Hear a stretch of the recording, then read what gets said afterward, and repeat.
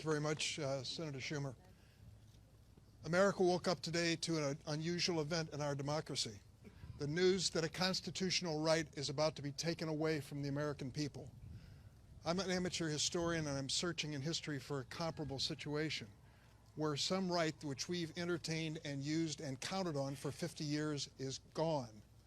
That's what the Alito opinion is all about. Taking away that right to choose, that right for individual women to have reproductive freedom in this country. I read parts of this Alito decision this morning to try to absorb what his thinking was, and I was stuck on one point. He seemed to make a very strong argument that since the word abortion is not in the Constitution, abortion can't be constitutionally protected.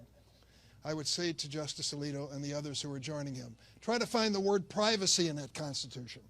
You won't. It's not in there, but in Griswold versus Connecticut and other cases, we decided that was part of what being an American is all about. If they're going to be so literal in their translation, be prepared, because this culture war is going to take us beyond abortion. It's going to take us into family planning.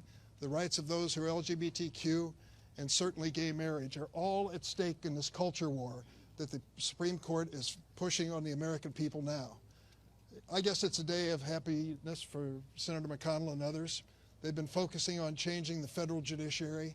Look at the lengths they went to make sure they got an extra vote on the Supreme Court. To leave the vacancy for 10 months after Anton Scalia died, to say to President Obama, no, you were not elected for a 4-year term, you get 3. And on the 4th year, we'll decide whether or not you have the power to fill an appointment on the Supreme Court and fill a vacancy. Well, you know what Senator McConnell did. He held out and he got his wish. Trump won, and he came back with a justice who would serve his political needs. That is the reality of the Supreme Court today. The credibility of that institution is at stake as long as we are dealing with this kind of extremism. We have to gather together and say there's one basic saving grace. The Constitution envisioned so many things. It even envisioned this possibility. And as Senator Murray said earlier, there's an answer. The answer is in November, when the American people stand up and say this is enough of this culture war at the expense of our freedoms in America. We need to have people representing us in the House and in the Senate who will stand up for basic freedoms and not take them away from the American people. It's a chore we all have now, but I would just say to you this morning, the contours of the November election this year changed. We're going to find across America that this decision by the Alito Court is going to be a decision which is going to reverberate around America in states red and blue, and the American people will have the last word. Thank you, Senator.